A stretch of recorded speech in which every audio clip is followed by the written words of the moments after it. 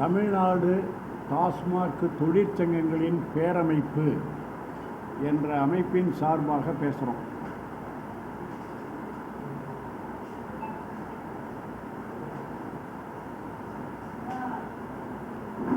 டாஸ்மாக் நிறுவனத்தில் காலி பாட்டில்கள் பிரச்சனை என்பது வளர்ந்து வந்து கூர்மை அடைந்திருக்கிறது. பாட்டில்களை மது பிரியர்கள் அருந்திய பிறகு வயல்வெளிகளிலும் பாதைகளிலும் பொது இடங்களிலும் வீசி சென்று விடுகிறார்கள் என்பது பிரச்சனை. அதனால் சுற்றுப்புற சூழல் ஆபத்து ஏற்படுகிறது. விவசாய நிலங்களில் அது வீசப்படுவதால் விவசாயிகளுக்கும் விலங்கினங்களுக்கும் கூட பாதிப்புகள் ஏற்படுகின்றன என்பது பிரச்சனை. இது பொதுமக்களினுடைய கவனத்திற்கும் சென்றது, நீதிமன்றத்தினுடைய கவனத்திற்கும் சென்று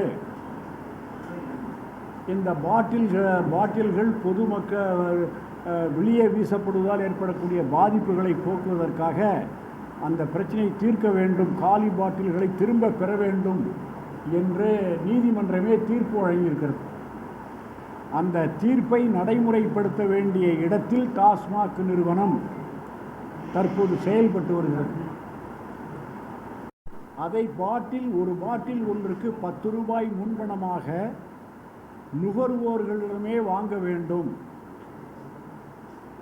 அந்த பாட்டில்களை திரும்பி அந்த நுகர்வோர்களே கொண்டு வந்து கொடுக்கும்போது ரூபாய் 10 அவர்களுக்கு மீண்டும் வழங்க வேண்டும் என்ற ஒரு முறையை டாஸ்மாக் நிர்வாகம் அமுல்படுத்துகிறது. அந்த பாட்டில்கள் சுற்றுப்புற சூழல்களுக்கு கெடுதல் விளைவிக்கின்றன என்பதிலும் விவசாயிகளுக்கு பாதிப்புகளை உண்டாக்குகிறது என்பதிலும் எங்களுக்கு கருத்து வேறுபாடு கிடையாது. நீதிமன்ற தீர்ப்பும் சரியான தீர்ப்பே. ஆனால் அந்த காலி பாட்டில்களை எவ்வாறு திரும்ப பெறுவது என்பதுதான் பிரச்சனை. அதற்காக 10 ரூபாய் வாங்குகிறார்கள். எங்களுடைய அமைப்பில் பரிசீலனை செய்ததில் தீர்ப்பு நல்ல தீர்ப்பு, அது நடைமுறைப்படுத்த வேண்டிய நிர்பந்தம் அரசாங்கத்திற்கு இருப்பதை ஏற்றுக்கொள்கிறோம். ஆனால் அதை தற்போது உள்ள டாஸ்மாக் நிறுவனத்தில் பணியாற்றக்கூடிய பணியாளர்கள் மூலமாகவே நிறைவேற்ற வேண்டும் என்பதில் கருத்து வேறுபடுகிறோம். இதற்கான ஒரு தனியான முகமை உருவாக்கி அதன் மூலமாக அந்த பணிகளை செயல்படுத்த வேண்டும் என்பதுதான் எங்களுடைய நிலைப்பாடு. அந்த நிலைப்பாட்டிற்கு அடிப்படை காரணம், டாஸ்மாக் பணியாளர்கள் வேலைக்கு வந்த காலத்தில் எந்த பணிகளோடு பணியாற்றி கொண்டிருந்தார்களோ அதே அளவுக்கு இப்போ வேலை இல்லை, கூடுதலாக வேலை அதிகரித்து கொண்டே இருக்கிறது. குறிப்பாக POS மெஷின், ரேஷன் கிடைக்கும் அந்த மாதிரி டாஸ்மாக் கிடைக்கும் இருக்குது. கூடுதலாக ஸ்கேனிங் பண்ண வேண்டிய அவசியம் இருக்குது. இதெல்லாம் நிர்வாகத்தினுடைய தேவைக்காக உருவாக்கப்பட்டிருக்கிறது. அதில் எங்களுக்கு ஆட்சேபனையே கிடையாது. அதில் வரக்கூடிய வரி வசூல், விற்பனை, பல விஷயங்கள் அடங்கியிருக்கு நிர்வாகத்தில். அதற்காக இதெல்லாம் வந்திருக்கு. அதனால் கூடுதல் பணிகள் பணியாளர்களுக்கு வந்திருக்கின்றன என்பது முக்கியமான விஷயம். அடுத்தது ஒரு 36,000 பேரை 2003 நியமித்தார்கள். 36,000 பேர் 2003. இப்போ ஒரு 25,000 பேர் தான் இருக்காங்க. சுமார் 10,000 பேர் உயிரிழந்திருக்கிறார்கள். அதில் இயற்கையான இழப்பு என்பது 10 பேர் கூட இருக்காது. இந்த நிறுவனத்தில் வேலையில் சேர்ந்து இந்த நிறுவனத்தினுடைய சுற்றுப்புற சூழலில் அவர்கள் வாழ்ந்து அங்கே இருக்கக்கூடிய பிரச்சனைகளில் மன உளைச்சலுக்கு ஆளாக்கி அப்படி தான் பெரும்பாலான பேர் செத்துருக்காங்க. வாட்ஸ்அப்பில் பார்த்தீங்கன்னா ஏதாவது வந்துக்கிட்டே இருக்கும், டெய்லி 1 2 வந்துக்கிட்டே இருக்கும். அப்போ அந்த அவர்களுடைய பணிகளும் குறைஞ்சி போச்சு. இப்போ ஆள் எண்ணிக்கை குறைஞ்சி போச்சு, பணிகள் அதிகரித்து போச்சு. பணியாளர்களுடைய எண்ணிக்கை குறைந்திருக்கிறது, பணி கூடியிருக்கிறது. ரெண்டுக்கும் ஒரு முரண்பாடு.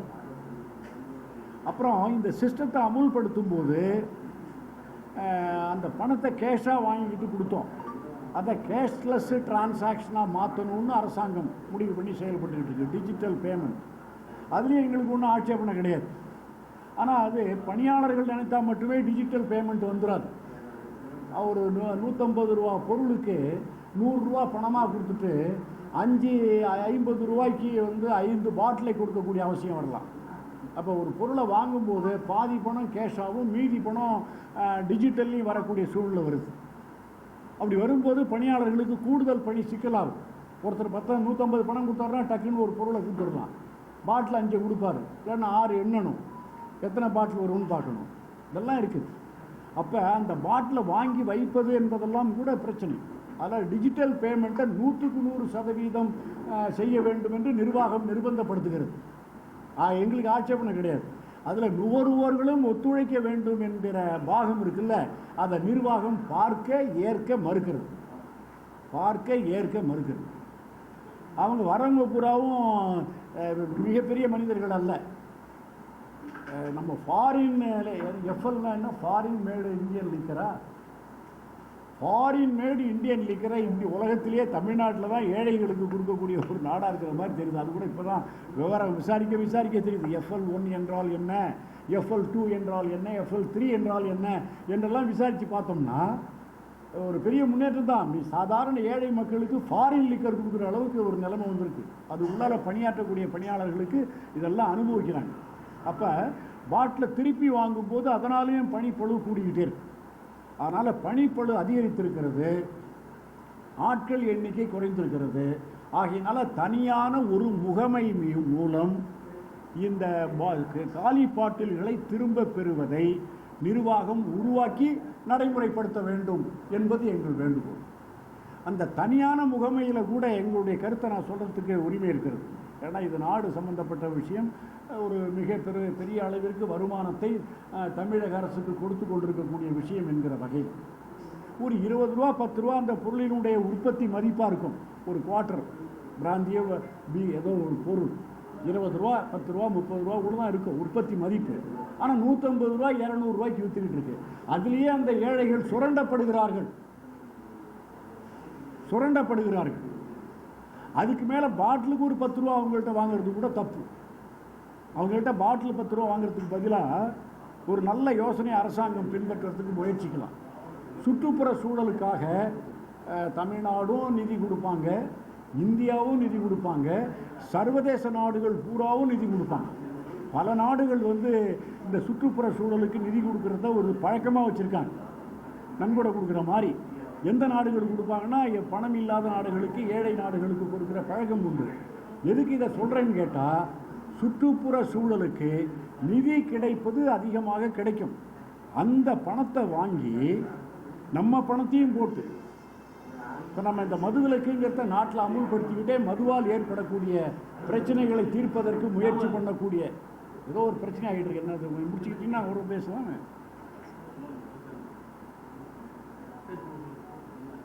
அதனால் நிதி பிரச்சனை வராது. அப்படி வரும்போது பாட்டில் திருப்பி கொடுத்தா 5 ரூபா கொடுத்தா போதும்னு சொல்லலாம் கூட எல்லா பாட்டிலையும் இந்த ஜனங்களே கொண்டாந்து கொடுத்துருவாங்க நம்மகிட்ட. இப்போ நீங்கள் பார்த்தீங்கன்னா பிளாஸ்டிக் கழிவுகள்லாம் டெய்லி காலையில் பார்த்தீங்கன்னா ரோடுகளில் நாடுகளில் எங்கே பார்த்தாலும் ஒரு பெரிய சாக்கை வச்சுக்கிட்டு அங்கங்கே கிடக்கிற பிளாஸ்டிக் பாட்டிலை தூக்கி போட்டுக்கிட்டே போகிறாங்க. அதை கொண்டு போய் விற்று அதன் மூலமாக தங்களுடைய வாழ்க்கையை வாழக்கூடிய சூழ்நிலைகள் கூட பல இடங்களில் பார்த்துக்கிட்டு இருக்கோம் நம்ம நாட்டில். அந்த மாதிரி தீர்வு என்னென்னா 10 ரூபா அவங்கள்ட்ட வாங்குவதற்கு பதிலாக பாட்டில் திருப்பி கொண்டாந்து கொடுத்தா 5 ரூபா கொடுத்தான்னு கேட்டாக்கா கலெக்ட் பண்ணி கொண்டாந்து பணத்தை வாங்கிட்டு போடுவாங்க. அப்போ அவர்கள்ட்டேருந்து ஏற்கனவே ஒரு சுரண்டல், இது அடிஷ்னல் சுரண்டல் மாதிரி. ஆகினால் திருப்பி கொடுக்குற பாட்டிலுக்கு 5 ரூபான்னு சொல்லி செப்பரேட் மிஷினரி போடுங்க. திருப்பி கொடுக்குற இடத்த மென்ஷன் பண்ணுங்கள். எவ்வளோ இடங்கள் இருக்குது மென்ஷன் பண்ணால் அந்தந்த ஊரில் கொடுத்துருவான். இந்த கடைக்கே கொண்டாந்து கொடுக்கணும் அப்படிங்கிறது எங்களுடைய தேவையில்லைங்கிறது எங்களுடைய கருத்து. ஆகினால காலி பாட்டில்களை திரும்ப பெறுவதற்கு தனியான முகமையை உருவாக்க வேண்டும். பணியாளர்களுக்கு அந்த பணிகளை செய்ய சொல்லி நிர்பந்தம் செய்யக்கூடாது என்று நீண்ட நாட்களாக பல முறை வற்புறுத்தியும் நிர்வாகம் ஏற்றுக்கொள்ளாத காரணத்தினால் தமிழ்நாடு டாஸ்மாக் தொழிற்சங்கங்களின் பேரமைப்பு வருகிற 3/12/2025 அன்றே ஒரு நாள் வேலை நிறுத்தம் செய்ய முடிவு செய்துள்ளது என்பதை தெரிவித்துக் கொள்கிறோம்.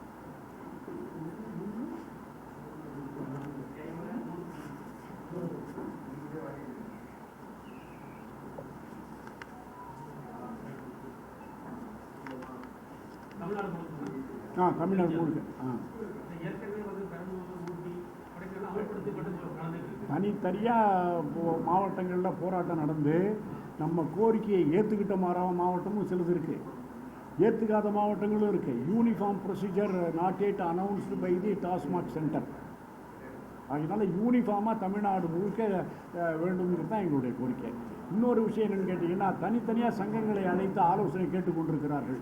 பொதுவான பிரச்சனைக்கு அனைவரையும் அழைத்து ஆலோசனை கேட்பது தான் சரியான முடிவாக இருக்கும். ரெண்டாவது பாயிண்ட்டு, மாநில பொறுப்பாளர்களை அழைத்து பேசினா மாநிலம் முழுவதும் ஒரு நடைமுறையை உருவாக்க முடியும். ஆனால் மாவட்டங்களுக்கு மாவட்டம் தனித்தனியாக அங்கங்கே கூப்பிட்டு அழைத்து பேசுவது என்பது பிரச்சனைக்கு தீர்வு காண்பதற்கு பதிலாக பிரச்சனையை வளர்ப்பதாகவே அமைந்து வருகிறது. ஆகினால அந்த கோரிக்கை வலியுறுத்தி தான் நாங்கள் ஒரு நாள் ஸ்ட்ரைக் வைக்கிறோம்.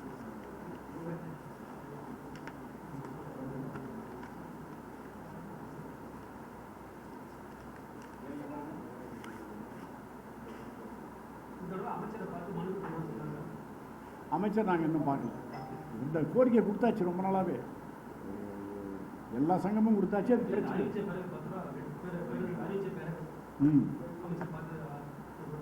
நாங்கள் நிர்வாகத்தின் மூலம், டாஸ்மாக் நிர்வாகத்தின் மூலமாக தான் கொடுத்துருக்கோம்.